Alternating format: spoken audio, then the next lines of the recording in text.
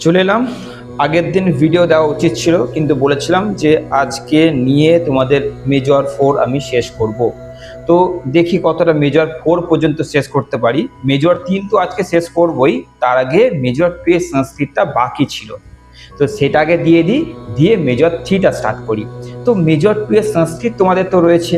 এবার মেজর 3 এর সংস্কৃতের বেশি কোশ্চেন্স কিন্তু এই পেপারটাই নেই, এই পেপারটায় কম কোশ্চেন্স রয়েছে, তাই এখানে লাস্ট মিনিটে কোনো ব্যাপার নেই।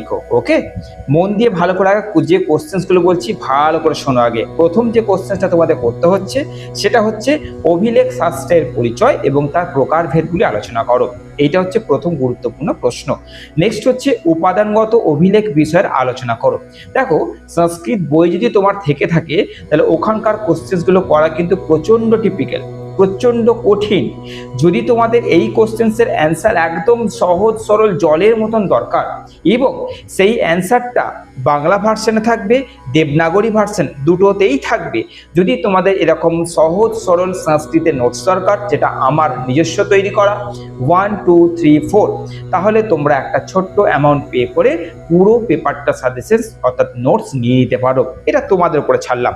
তার সঙ্গে 2 নম্বরের সাজেশনসও থাকবে এবং তার সঙ্গে মাইনর সাবজেক্টটাও থাকবে ওই একটা পেমেন্টে। ঠিক আছে, চলো 2 নম্বর কোশ্চেন কি বললাম, যে উপাদানগত অভিলেখ বিষয়ে আলোচনা করো। 3 নম্বর হচ্ছে টিকা, অভিলেখ শাস্ত্র নিয়ে একটা টিকা তোমাদের দেবে। 4 নম্বর কি না, অভিলেখ এর বৈশিষ্ট্য। অভিলেখ শাস্ত্র এবং অভিলেখের বৈশিষ্ট্য কতখানি একই টাইপের। পরবর্তী প্রশ্ন করতে হবে আমার স্নেহের ছাত্রছাত্রীদের, প্রাচীন ভারতীয় ইতিহাস এবং সংস্কৃতির পুনর্নির্মাণে ভারতীয় অভিলেখের কি মহত্ব আছে সেটা আলোচনা করো।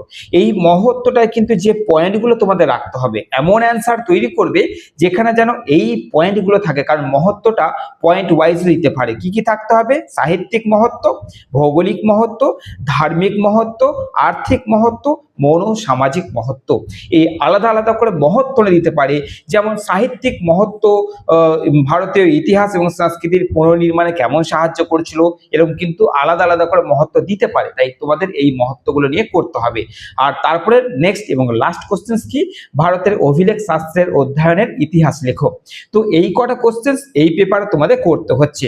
এবার কথা হচ্ছে, এই পেপারের ছবিটা আমি লিংক করে এই ভিডিও ডেসক্রিপশন বক্সে দিয়ে দিচ্ছি, ক্লিক করলে ছবিটা পেয়ে যাচ্ছ। কিন্তু বারবার বলছি, 2 মার্কস এর সাজেশনস উইথ অ্যান্সার এবং আমার তৈরি করা দেবনাগরী এবং বাংলা দুটি হরফেই এই উত্তরগুলি সহজ সরল জলের মতন তৈরি করা আছে।